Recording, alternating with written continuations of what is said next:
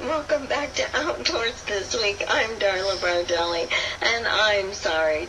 Approximately 100 people die a year by being stepped on by cows. Now, if that's information you didn't need to know, I don't know. That was pretty important stuff there. I've got Richie Moschella with me, and you know what? He does a TV show, video show, and it's very awesome.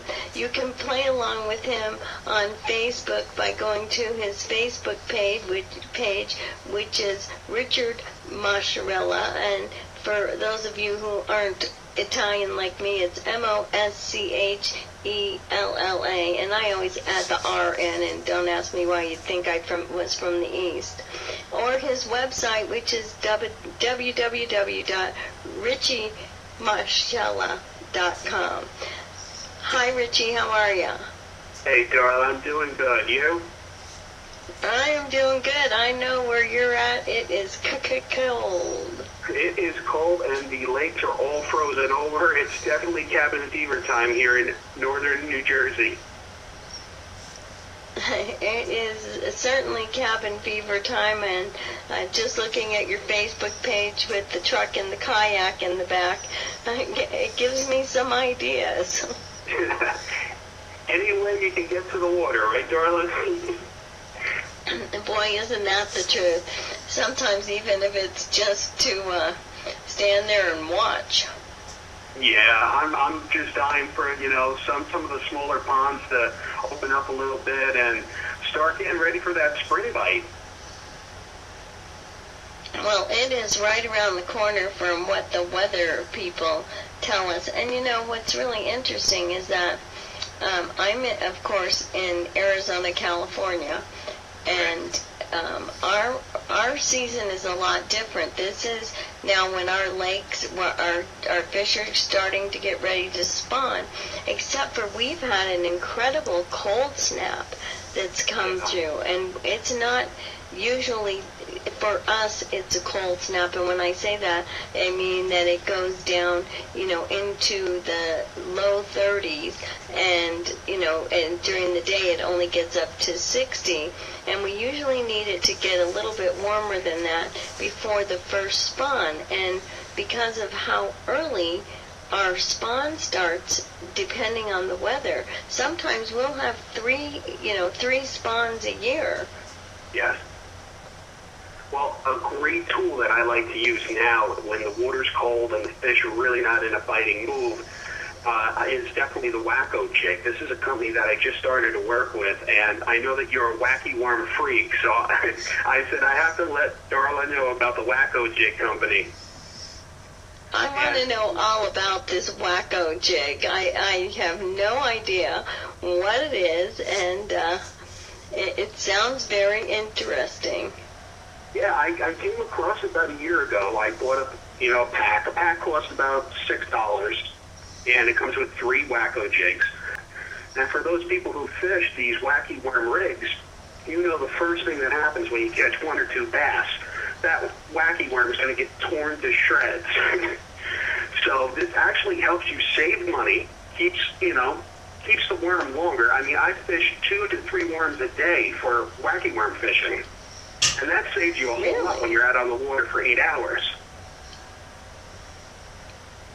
Well, this looking at it on your website, you've got a picture of it here, and it comes with it looks like, is that a weight, is it? Negative mood for bass, it falls a lot slower.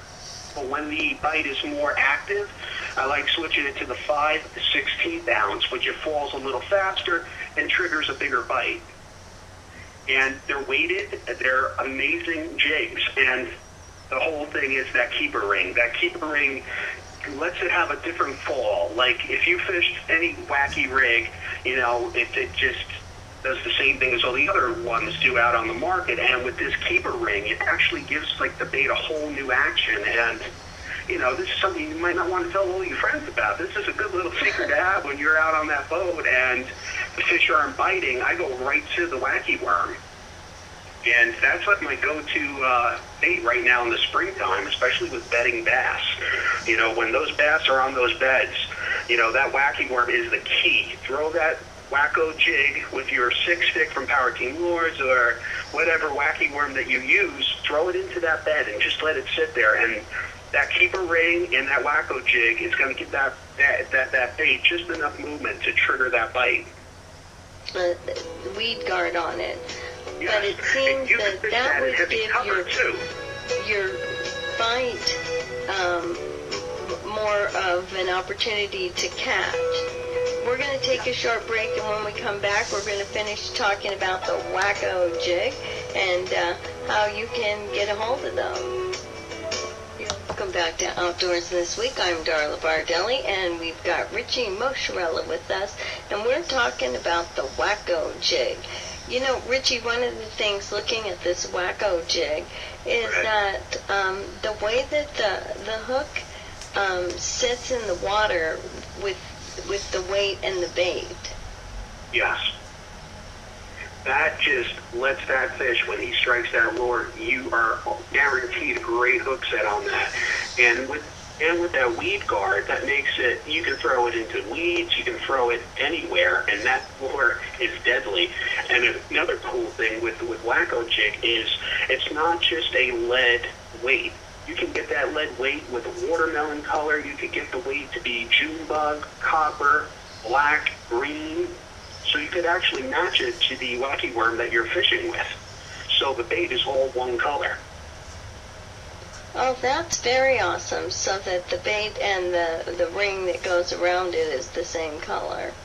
Yeah, and that keeper ring is really the real deal, because I've never seen a product out on the market like it, and if it saves the angler money where you're not running out to the store after every trip to purchase more wacky worms, you know, it's definitely a plus for the fishermen.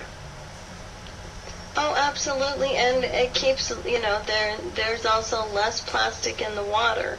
You know, that's been a huge topic with some people, and trying to just be a little more conscientious about what we leave in the water when we're done fishing. It, you know, makes a big difference. And so when you're able to use your bait over and over again, then and be successful at it, you're not, you know, leaving baits or parts of baits in the water. Yeah, and people ask, like, what can I fish this WackOJig in? I mean, you can fish it bed fishing, you can fish it on ledges, you can fish it vertical, swimming, flipping, skipping it under docks. I mean, the possibilities are endless, and it's such a versatile kind of way to fish. I like to fish mine rigged on 8-pound test line. If you're fishing the heavier stuff, you can even switch over to a braid and fish it. But I think that 8-pound line really gives the jig and the fall of that wacky worm on the WackOJig just a perfect flow rate, and you'll definitely hook up.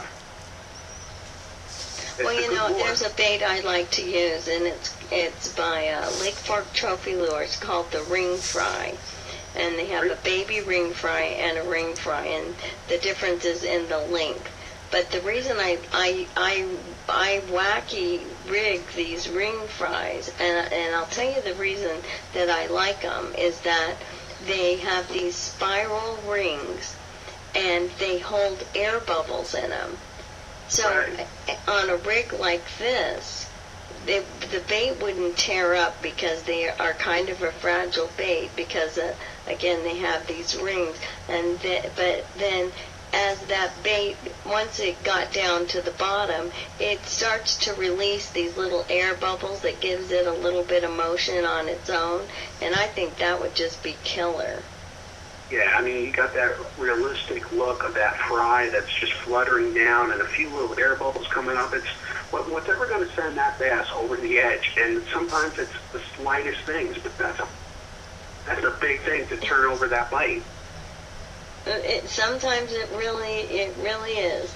Well, let's talk a little bit about your upcoming season this year. I know you're really excited about it, and you've got some big things planned.